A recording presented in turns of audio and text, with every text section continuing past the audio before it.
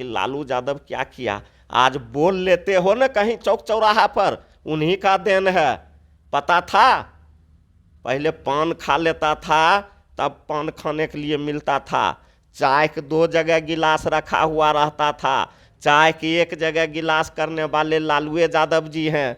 बड़का गिलास में बड़का जात चाय पिएगा, छोटका गिलास में छोटका जात चाय पिएगा। वो सब समय देखे हैं हम लोग 90 से पहले, सब देखे हैं। वह चीज़ को ख़त्म किया है। और फिर वह चीज़ अगर कोई लोग लाना चाहता है कि फिर हम लोगों के बाप दादा जैसे खटिया कुर्सी पर नहीं बैठने के लिए दिया जाता था, कुइयाँ पर चढ़ने के लिए नहीं दिया जाता था, शादी ब्याह में घोड़ी पर नहीं चढ़ने के लिए दिया जाता था, चापाकल पर पानी नहीं पीने के लिए दिया जाता था, अगर फिर यह समझौता कर लेंगे तो गरीब, शोषित, पिछड़ा, अत्यंत पिछड़ा दलित का यही हाल होगा जो हाल सदियों से सताया हुआ दलित, पिछड़ा, अत्यंत पिछड़ा और गरीब था।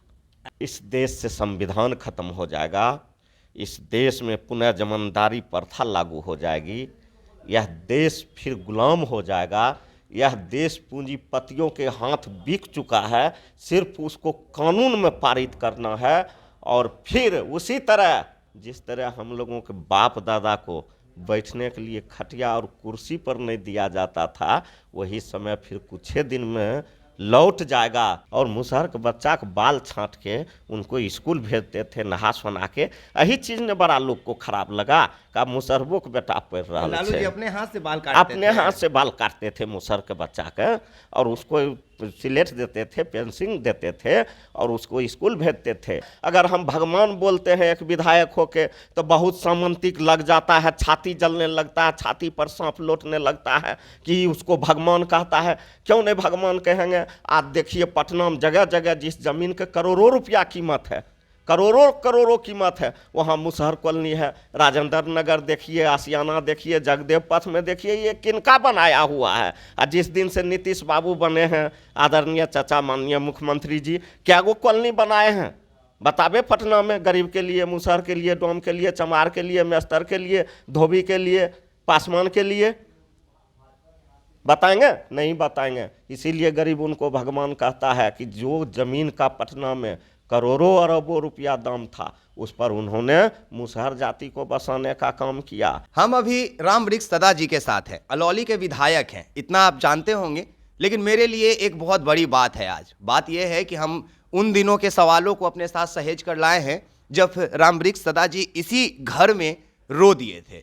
वो वक्त ऐसा था कि ये विधायक आवास इनको मिला था, अलॉटमेंट हुआ था। जब मीडिया कर्मी ने इनसे पूछा था कि विधायक जी आज आपको आपके घर का चाबी आपके हाथ में मिला तो आप क्या कहना चाहिएगा, बड़ा भावुक हो गए थे। लालू यादव जी को शुक्रिया कह रहे थे और कह रहे थे कि हमने सपना में नहीं सोचा था कि हम पटना में कभी अपने घर में रह पाएंगे। हम सपना में नहीं सोचे थे कि विधायक हम बन जाएंगे और हमको विधायक बनने के बाद इतना सम्मान मिलेगा कि हर जाति के विधायक, हर पार्टी के विधायक एक कैंपस में रहेंगे, हमारे अगल बगल रहेंगे। इसके लिए इन्होंने लालू यादव जी को शुक्रिया कहा था। हम मन में सबसे पहला प्रश्न मेरा यही था कि रामवृक्ष सदा जी, आप भावुक इंसान हैं, कई दफ़ा हमने देखा है, लेकिन उस दिन आप इस आवास में रो दिए थे, ऐसा क्या हुआ था? सही बात है, धन्यवाद देते हैं। आपका यह पहला इंटरव्यू है, आपने फिर पिछला बात हमको याद दिला दिया। जी सर। चलिए, इसके लिए आपको धन्यवाद। और देखिए, जिंदगी में 2 तरह के लोग होता है। पहला लोग बनने वाला होता है और दूसरा लोग बनाने वाला होता है। तो जिसको बनने की तमन्ना होती है तो बनने वाले लोग को कहीं न कहीं बनाने वाले लोग होते हैं। तो उसी ढंग से हमारे ज़िंदगी में भी यह बात आया सामने में कि हमको कुछ बनना है। हम पढ़े लिखे, कम ही पढ़े लिखे, मैट्रिक किए। तो एक रैली के दौरान हमारे नेता आदरणीय बाबू लालू प्रसाद यादव जी से भेंट हो गया।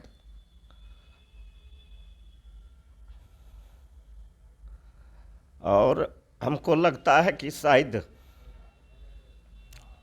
हम इसीलिए भगवान नहीं कहते,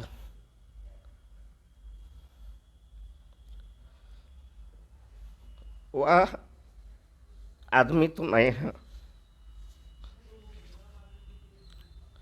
जरूर बहुत महान आत्मा है उसके अंदर। और जब हमको देखे वो, तो उस समय हम अपने पिताजी के साथ काम धाम करते थे, तो देखे तो सिपाही को बोला कि हमको बराबर सिपाही धक्का देता था, और हम जोर जोर से नारा लगाते थे कि लालू यादव जिंदाबाद जिंदाबाद। तो इनका नज़र पड़ा,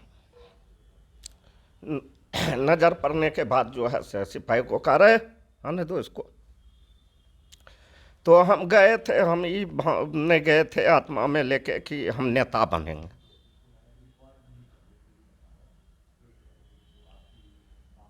हम गए थे ये सोच के कि हम मैट्रिक पास हैं, हमको कोई न कोई नौकरी लग जाएगा। तो पूछे वो क्या करते हो,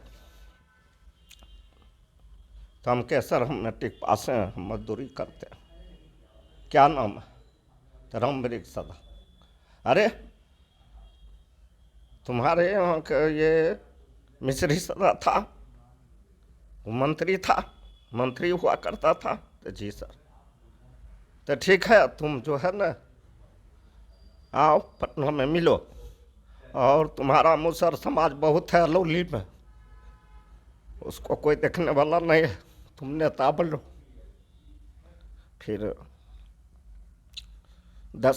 6-7 दिन के बाद हम आए पटना। तो आए तो साहब हमको पहचान गए। पहचानने के बाद फिर जो है कहा ठीक है। तो वहाँ से फिर हम आए, आने के बाद फिर घर आए, तो हम अपने पिताजी को बोले कि हमको अब नौकरी हो जाएगा। तो ठीक है, फिर ऐसे आते जाते रहे, थोड़ा सा राजनीतिक से लगाव होते गया। होने के बाद फिर हमारी माँ मर गई, अकेला हो गए, शादी हुआ था, बड़ी जिम्मेवारी हो गया, कमाना खाना, और एक बेटा भी था मेरा बड़ा वाला। तो घूमते फिरते रहे, घूमते फिरते उसके बाद जो है से फिर हम जुड़ गए इनसे।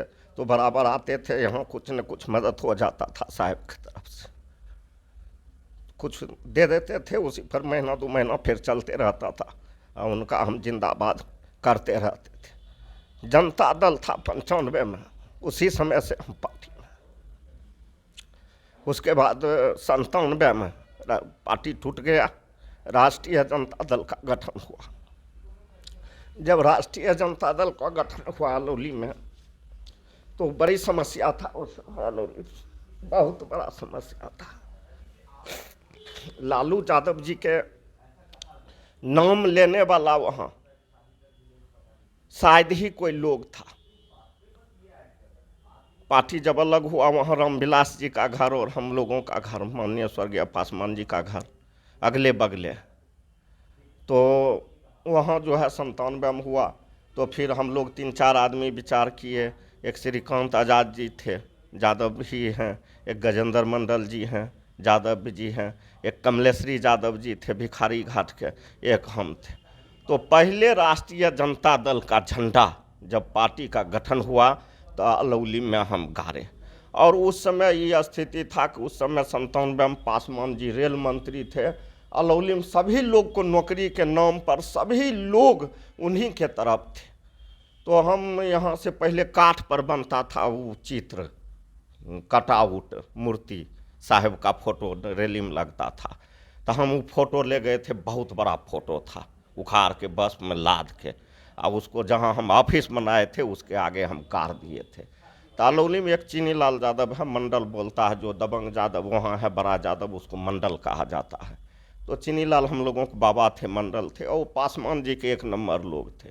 वो आए भोरे भोर चाय पीने के लिए अलौली चौक पर, देखा लालू जी की फोटो, कल के रे के ये लालू जी की फोटो लगाया है यहाँ पर। तो 2 चाय हर वाला बोला कि रामवृक्ष सदा नहीं नेता नया नहीं बनले है, वह लगल के है। तो बहुत अपना गांव के लोग था, बाबा हैं, तो उल्टा पुल्टा बोला कि मुसहरा की दम हो गए, यह जो बोलने का हुआ अपना बोले। लालू बाबू फोटो उखाड़ के वो लेके चल गया घर पर, अपना घर पर, ले जाके उसको भूसा वाला घर में भूसकार में फेंक दिया। हम आए 10 बजे, रोज़ हमारा काम था, हम घर पर खाते थे, और रोज़ 10 बजे हम उस समय युवा राष्ट्रीय जनता दल के अध्यक्ष थे, और श्रीकांत बाबू थे, यादव जाति थे, तो उनको साथ रखना जरूरी था अलोली राजनीति में, तो उनको जनरल अध्यक्ष हम लोग बनाए थे। तो हमारा काम था, रोज़ हम 10 बजे चल आते थे अपना ऑफिस युवा राष्ट्रीय जनता दल के। अब वहीं से कोई आया तो हमार वीडियो काम नहीं कर रहा है, हमार सीओ काम नहीं कर रहा है, हमार कर्मचारी नहीं सुन रहा है, तो उस समय लालू बाबू से जुड़ा हो गया था, और धीरे धीरे सब लोग का हम मदद करते रहे। उसके बाद जब फोटो ये हो गया, ले गया, तो हम यहाँ से चले 10 बजे जब आए थे, हमारे साहब को फोटो नहीं है, के ले गया। चाहे बोला कल के बोलबो नहीं करियो चीनी लाल बाबा मार, तो कल किया मारते, तो वह फोटो ले गलो है, कल के कि से यहाँ रामविलास के घर है, यहाँ लालू यादव का फोटो रहेगा। हम गोसाम, हम अपना जान का परवाह नहीं किए, हमको मारेगा, हमको क्या करेगा नहीं करेगा। हम गोसाम यहाँ से जो है से बोलते गए कि जिसको जो करना होगा करेगा, आज फरिया लेंगे हम चीनी लाल मंडल से, उसको खून करना होगा कर देगा। हम जब बोलते गए तो रास्ता में लोग पूछते गए क्या हुआ, तो हमारे ऑफिस के सामने हम लालू यादव जी की फोटो लगाए हुए थे, ये देखिए न उखाड़ के है फेंक दिया है, ले गया अपने घर पर। तो 2-4-5 गो लोग जब हमको आवेश में देखा, सोचा लड़ झगड़ जाएगा, तो लोग धीरे धीरे साथ होते होते उसके घर जाते जाते लगभग 100 यादव लड़का हमारे साथ हो गया। जब वो 100 देखा तो हमको भी हिम्मत बढ़ गया, हम गए तो उनका पत्नी निकला, हम कहलिए मामा बाबा कहाँ गलो, जल्दी बतबा। कल के की बात छी, कहलिए कि बाबा आज फोटो उखाड़ के लेन अनलको, किया लेन अनलको, कोहो फोटो देतो नहीं तो तोरा पत्थर चला देबो, घर पर देखे छो कते लोग आयल छी। उसके बाद तब जो है से वो कहा कि हे वो घर में फोटो है, तो फिर गए वो भूसकार वाला घर से साहब के फोटो नान के फिर उसी जगह ठोके, और उस दिन से कितना धमकी आया, आज मार देंगे कल मार देंगे। और जितना क्रिमिनल था, हम लोगों का फरकिया दिरा क्षेत्र है, जितना भी क्रिमिनल था सब उसी का पार्टी में था। और बिहार में देखबे किए रामविलास जी का जब पार्टी गठन हुआ था, स्वर्गीय पासवान जी के, सब क्रिमिनल भी उसी के पार्टी में था। तो बहुत धमकी मिला, लेकिन हमारे नहीं रहे। यहाँ से हमारे साहब, हमारे भगवान आदरणीय बाबू लालू प्रसाद यादव जी का आशीर्वाद मिलते रहा सब दिन, और सब दिन हिम्मत देते रहे। उसके बाद जो है से फिर हम आते जाते रहे। 2000 में हमको टिकट दे दिए वहाँ से पारस जी के विरोध में, और उस समय मोहर वाला था, उस समय वो ईवीएम नहीं आया था, तो मोहर से वोट हुआ था। तो सब लोग कहता था कि मार देगा ये, इतना कोई मुसहर के हिम्मत हो गया रामविलास पारस से लड़ने के लिए। लेकिन यहाँ से जब साहेब गए और जब वहाँ भाषण हुआ, तलौली में नारा लग गया कि 1 नोट 1 वोट 2000 के चुनाव में, और बहुत ज़बरदस्त मुकाबला रहा। तमाम लोग, जितना गरीब गुरबा लोग था, खास करके यादव वर्ग के लोग और सभी वर्ग के लोग हम लोगों के साथ हो गया। उस बार लगभग हम चुनाव जीत गए थे। प्रशासनिक धांधली हुआ, काउंटिंग रोक दिया गया। उसके बाद जो है से हमको बोला गया कि घोषणा हो गया, चल जाइए, बाद में सर्टिफिकेट ले लीजिएगा। हमने कहा नहीं, और अंतिम में जो है हमको चुनाव हरा दिया गया। फिर भी हम हिम्मत नहीं हारे, साहब के अच्छा ठीक है, चिंता नहीं करना है, हम लोगों सरकार है, कुछ न कुछ बना देंगे। लेकिन हम कभी नहीं साहब से मांगे कि हमको ये बना दीजिए, हमको वो बना दीजिए, कभी कुछ नहीं। हम सब दिन पार्टी में रहे, और साहब के जो आदेश हुआ, बड़े साहब के लालू बाबू को हम सब दिन करते रहे उनके आदेश पर। उसके बाद जो है से पार्टी में रहते उसके बाद फिर 2005 में चुनाव हुआ। 2005 में फिर हमको साहब टिकट दिए, फिर हम पारस जी से हार गए। फिर 10 में गठबंधन में सीट चल गया। फिर साहब बोले कि तुमको पारस का मदद करना है, फिर उनको मदद किए। फिर जो है से मांझी जी जब मुख्यमंत्री बन गए, जीतन राम मांझी जी जब मुख्यमंत्री बन गए, सब मुसहर बिहार के उन्हीं के साथ हो गया, हम ही इधर रह गए। तो हम लोगों के क्षेत्र में और ये सब और जितना नेता टाइप का मुसहर था, तो हम लालू बाबू गुन गाते थे, कभी कभी भाषण उसन होता था। ये सब जो है पार्टी बना लिया, उसके साथ चल गया। तो ये स्थिति हो गया कि मुसहर सब हमको गाली गलौज करता था कि ज़्यादा बेतरफ रहता है, ये वो इस ढंग का बात होता था। उसके बाद जो है कितनों कुछ कहा, यहाँ से भी कहा गया, हम कहे नहीं, हम जहाँ हैं हम वहीं रहेंगे। 10 में फिर हमको जदयू से ऑफर मिला था पारस जी के विरोध में चुनाव लड़ने के लिए। हम कहे नहीं, हम एमएलए बने या चाहे नहीं बने, हम जहाँ हैं बाबू लालू प्रसाद यादव जी के साथ हैं, हम वहीं रहेंगे, हम 10 में भी चुनाव नहीं लड़े। उसके बाद जो है से हमको जब मुसहर में बड़ा भोज होता था, हम लोगों के इलाका में होता है, तो उसमें हमको नहीं बुलाया जाता था, कहता था कि यादव के पार्टी में है।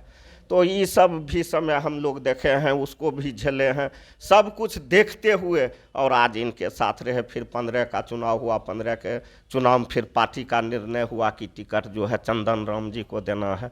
फिर टिकट चंदन राम जी को दिए।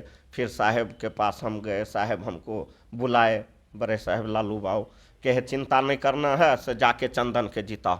फिर चंदन जी को साथे घुमा फिर के हर जगह से फिर पारस जी के हरा के उनको चुनाव जीता के लाए। फिर बीच में सरकार हम लोगों का ख़त्म हो गया, फिर संघर्ष किए, और फिर इस बीच में तेजस्वी बाबू हमको बुला के टिकट दिए, और इस बार हम जनता मालिक के आशीर्वाद से चुनाव जीत गए।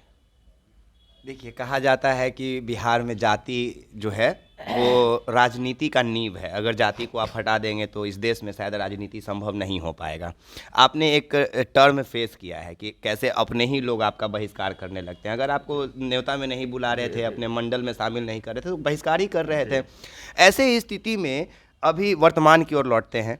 ठीक है, बहुत आप भावुक हो गए थे इस बीच, हम भी बहुत गंभीरता से सुन रहे थे। इतना भावुक करने का मेरा इरादा नहीं था आपको, लेकिन ये इसी बात को जानना था हमें कि जिस राम वृक्ष सदा ने आखिर अपने बचपन को समर्पित कर दिया, क्योंकि आप 10th पास किए थे तब से आप लालू यादव के प्रति समर्पित हैं, कभी कुछ मांगे नहीं। उन्होंने बोल दिया कि चुनाव लड़ना है तो लड़ना है, उन्होंने बोल दिया जो बोल दिया, अब इसको मदद करना है तो मदद करना है, लड़ना है तो अभी बोल देंगे कि तुम कल से इस्तीफा दे दो तो दे देना, आज बोल देंगे इस्तीफा दे दो तो दे देंगे, एकदम दे देंगे। तो ऐसी स्थिति वर्तमान जो राजनीति का अभी जो पटकथा लिखा जा रहा है, वैसे में मांझी जी जो कि एक ये मुसहर समुदाय से आते हैं, और वो अपने आप को उस पार्टी में रखे हुए हैं, उस विचारधारा के पार्टी में, जिस विचारधारा के हमेशा आपके जो भगवान है लालू यादव वो विरोधी रहे हैं, विरोध किए हैं, टकराव रहा है। तो ऐसे में जो आने वाला राजनीति है बिहार में, जातीय जनगणना भी हो गया है, लोगों को आंकड़ा भी पता है, तो क्या ये प्रभाव दिखाएगा? चिराग पासवान अभी आपके लालू यादव जी से बिफरे हुए हैं, मांझी जी बिफरे हुए हैं, तो ऐसे में दलित, शोषित और वंचितों को एकत्रित करके अपने भगवान को आप आगे कैसे बढ़ाएंगे, या फिर कैसे आपके भगवान इस चीज़ को फेस करेंगे? देखिए, जातिगत आपने जो बात किया, उस समय मांझी जी तत्काल मुख्यमंत्री बने थे, और मुख्यमंत्री बनने के बाद हम लोगों के जाति के माननीय मांझी जी से बहुत बड़ा उम्मीद था कि कम से कम कुछ करे मांझी जी, लेकिन नहीं करे। जो मुसहर पोखर पर बसल है, जो मुसहर नहर पर बसल है, जो मुसहर रेलवे पर बसल है, जो मुसहर बांध पर बसल है, उस सबको कम से कम 3 डिसमिल या 5 डिसमिल जो सरकार ज़मीन का घोषणा किया है, वो कम से कम दे देता, उसको अपना ज़मीन मिल जाता। और अपना ज़मीन नहीं रहने के चलते सरकार का नियम है कि आपके पास ज़मीन नहीं है तो आपको आवास नहीं मिलेगा, तो उसके चलते उसको लाभ भी नहीं मिल रहा है।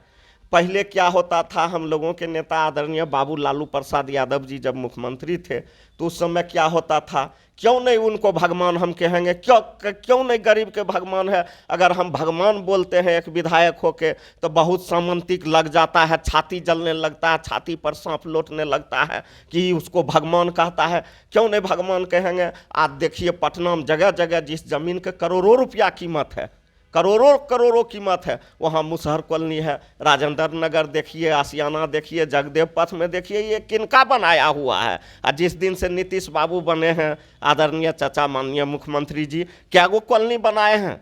बतावे पटना में गरीब के लिए, मुसहर के लिए, डोम के लिए, चमार के लिए, मेस्तर के लिए, धोबी के लिए, पासवान के लिए बताएंगे? नहीं बताएंगे। इसीलिए गरीब उनको भगवान कहता है कि जो ज़मीन का पटना में करोड़ों अरबों रुपया दाम था, उस पर उन्होंने मुसहर जाति को बसाने का काम किया, मुसहर जाति को प्रेरित किया कि अपने बाल बच्चा को स्कूल भेजो, जब तक स्कूल नहीं भेजेगा हम तुमको कुछ नहीं कर सकते हैं। घर बना दिए हैं, भोजन तुमको अपना कमाना पड़ेगा, और भोजन तब कमाएगा जब तुम्हारा बच्चा पढ़ लिख लेगा। तो उस समय जो है बाबू लालू प्रसाद यादव जी जाते थे मुसहरी, और मुसहर के बच्चा के बाल छाँट के उनको स्कूल भेजते थे नहा सोना के। यही चीज़ ने बड़ा लोग को खराब लगा कि अब मुसहरबो के बेटा पढ़ रहा लालू जी है। अपने हाथ से बाल काटते अपने थे। हाथ से बाल काटते थे मुसहर के बच्चा के, और उसको सिलेट देते थे, पेंसिल देते थे, और उसको स्कूल भेजते थे। और हम लोगों की महिला माँ बहन जब कहती थी कि लालू बाबू हम लोगों का घर में है, तो कहते थे आधी रोटी खाओ, अपने बच्चों को पढ़ाओ। बिल्कुल ठीक ना। अभी और उसके बाद वह ये भी कहते थे तुम्हारा बच्चा पढ़ लिख लेगा तो सब कुछ हो जाएगा। आज जो भी देख रहे हैं 90 के बाद ही देख रहे हैं। 90 से पहले का सर्टिफिकेट उठा के देखिए और 90 के बाद सर्टिफिकेट उठा के देखिए कि लोग कितना पढ़ा लिखा है, दलित समाज के लोग। तो लोग इस बात को मानने के लिए तैयार नहीं हैं। हम विधायक हैं, बहुत बात बोलेंगे तो बहुत बात मीडिया में चल जाएगा, लेकिन समय अब फिर वही आ रहा है जो हम लोगों का आदमी बरसों से प्रताड़ित हो रहा था। फिर लोग अब लगता है कि जो हम लोगों का बाल बच्चा है, अगर लोग उस पर नहीं कमांड करेगा, नहीं समझाएगा, नहीं बुझाएगा, वो कहाँ जा रहा है, इसको हम लोगों को सोचना है, देखना है। और ये तभी होगा जब शिक्षित हम लोग जब होंगे, समझदार होंगे, तभी कुछ होगा, ऐसे नहीं होगा। और जहाँ तक हम लोगों के क्षेत्र के बात है, हमारे क्षेत्र में आप कभी चलिएगा, हमारा अलौली विधानसभा है, वहाँ सभी पार्टी का लोग चुनाव लड़ा, इस बार अलग अलग चुनाव लड़ा। लेकिन अलौली विधानसभा में जिस दिन से हम विधायक बने हैं, वहाँ कोई जाति नहीं है, कोई पार्टी नहीं है, और सभी जाति के लोग हमको वोट करते हैं, और सभी जाति के लोग को हम सम्मान और प्यार देते हैं। बहुत बढ़िया करते हैं। एक आखिरी सवाल करेंगे, अगर अभी भारतीय जनता पार्टी के आगे लालू यादव जी झुक जाते हैं तो वर्तमान बिहार का क्या स्थिति रहेगा आने वाले दिन में? आपने यह जो सवाल किया, यह बड़ी बुनियादी सवाल है। यह दलित, पीड़ित, शोषित, गरीब, पिछड़ा, अत्यंत पिछड़ा, अकलियत के बच्चों के भविष्य से जुड़ा हुआ सवाल है। अगर आज हमारे भगवान आदरणीय बाबू लालू प्रसाद यादव जी बीजेपी में सरेंडर कर जाएंगे तो फिर वही हाल होगा। सब बोल रहा है ना, ये जितना ये आपका बीजेपी का बड़ा बड़ा नेता है और बड़ा बड़ा लोग बोल रहा है ना कि यह हिंदू राष्ट्र बनेगा और मनुस्मृति लागू होगा, आज अगर सरेंडर कर जाएंगे, इस देश से संविधान खत्म हो जाएगा, इस देश में पुनः जमींदारी प्रथा लागू हो जाएगी, यह देश फिर गुलाम हो जाएगा, यह देश पूंजीपतियों के हाथ बिक चुका है, सिर्फ उसको कानून में पारित करना है। और फिर उसी तरह जिस तरह आज इन लोगों को मन लग रहा है ना, फिर उसी तरह जिस तरह हम लोगों के बाप दादा को बैठने के लिए खटिया और कुर्सी पर नहीं दिया जाता था, वही समय फिर कुछ ही दिन में लौट जाएगा। यह बात याद करना पड़ेगा छोटे तबका को लोग को। लालू यादव नहीं कुछ दिया, ठीक है, जो तनिक हम फिर आज बोल रहे हैं, जो थोड़ा सा पढ़ लिख लिया है या थोड़ा दूसरे के बहकावे में चल गया है, वह बोल देता है कि लालू यादव क्या किया। आज बोल लेते हो ना कहीं चौक चौराहा पर, उन्हीं का देन है। पता था पहले पान खा लेता था, तब पान खाने के लिए मिलता था। चाय के 2 जगह गिलास रखा हुआ रहता था, चाय की एक जगह गिलास करने वाले लालू यादव जी हैं। बड़का गिलास में बड़का जात चाय पिएगा, छोटका गिलास में छोटका जात चाय पिएगा। वो सब समय देखे हैं हम लोग 90 से पहले, सब देखे हैं। वह चीज़ को ख़त्म किया है, और फिर वह चीज़ अगर कोई लोग लाना चाहता है कि फिर हम लोगों के बाप दादा जैसे खटिया कुर्सी पर नहीं बैठने के लिए दिया जाता था, कुइयाँ पर चढ़ने के लिए नहीं दिया जाता था, शादी ब्याह में घोड़ी पर नहीं चढ़ने के लिए दिया जाता था, चापाकल पर पानी नहीं पीने के लिए दिया जाता था, अगर फिर यह समझौता कर लेंगे तो गरीब, शोषित, पिछड़ा, अत्यंत पिछड़ा दलित का यही हाल होगा जो हाल सदियों से सताया हुआ दलित, पिछड़ा, अत्यंत पिछड़ा और गरीब था। अच्छा, एक आखिरी सवाल, हो सकता है कि आपका विचार कुछ इस पे अलग आएगा।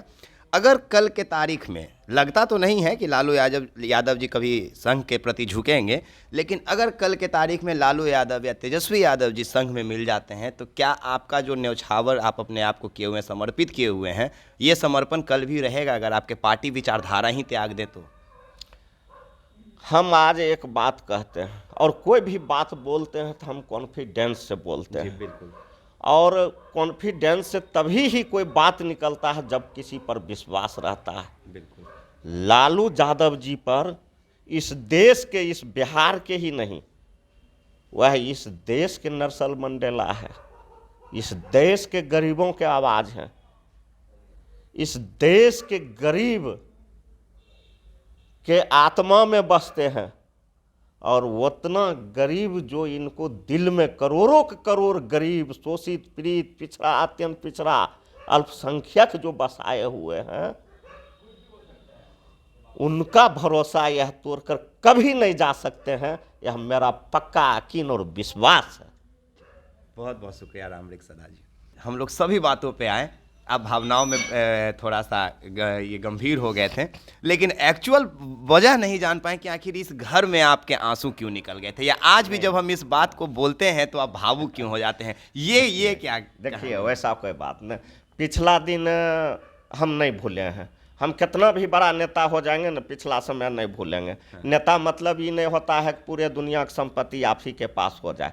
नेता मतलब होता है कि आपके पास नेतृत्व करने का क्षमता हो और आप में सादगी और ईमानदारी हो, और आप जनता के लिए हैं, जनता के दुख सुख में साथ रहें। हम आज कभी सोचे भी नहीं थे, हम आज भी कहते हैं कभी सोचे भी नहीं थे कि हमको इतना अच्छा घर मिलेगा और इस घर में हम आएंगे और घर का पहला चाबी हमको मिलेगा। इसीलिए भावुक हो गए कि आज बाबू लालू प्रसाद यादव जी, हम जो भगवान कहते हैं, वह नहीं रहता तो आज रामवृक्ष सदा इस घर में बैठकर आपको इंटरव्यू नहीं देता। आज वही बात फिर याद आ गया कि एक मजदूर का बेटा मिलने के लिए गया, नौकरी मांगने के लिए गया, एक मुसहर का बेटा, और उनको वह आज सरकार बना दिया, विधायक बना दिया। तो यह खुशी का आंसू है और इसीलिए लालू यादव जी हमारे भगवान। बहुत बहुत शुक्रिया आपका रामवृक्ष सदा जी।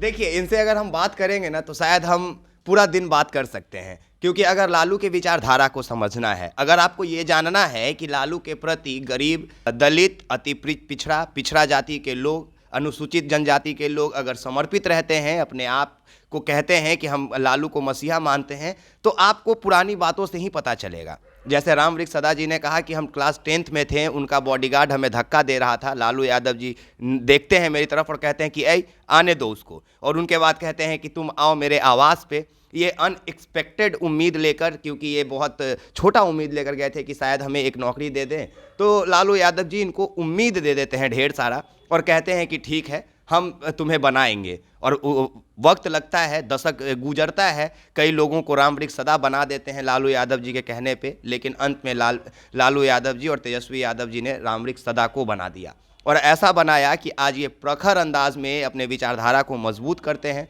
सांप्रदायिक ताकतों को करारा जवाब देते हैं, सांप्रदायिक बातों का विरोध करते हैं जिससे आपसी सौहार्द बिगड़ जाए, ऐसी बातें जो समाज में नहीं होनी चाहिए, पाखंडवाद से लोगों को बचाने का कोशिश करते हैं, और साथ ही अपने दलित समाज में यह संदेश अवश्य देते हैं कि अगर तुम्हारे पास मौका है तो पढ़ लिख लो, और पढ़ने लिखने के साथ अपने विचारधारा को समझो कि कहाँ अपने विचारधारा का इस्तेमाल करना है। बात बाकी आप एक्सपोज मीडिया देख रहे हैं, मेरा नाम विकास राज है। आप तमाम लोगों का बहुत शुक्रिया, और एक बार शुक्रिया रामवृक्ष सदा के सर के लिए, इसलिए क्योंकि उम्मीद था कि जब हम राजनीतिक खबरों की ओर अपना कदम बढ़ाएंगे तो एक बात हम बोलते थे कि अगर हमें सबसे पहले अगर पॉलिटिकल व्यू से हम कहीं पे जाके इंटरव्यू लेंगे तो वो पहला इंटरव्यू रामवृक्ष सदा सर का होगा।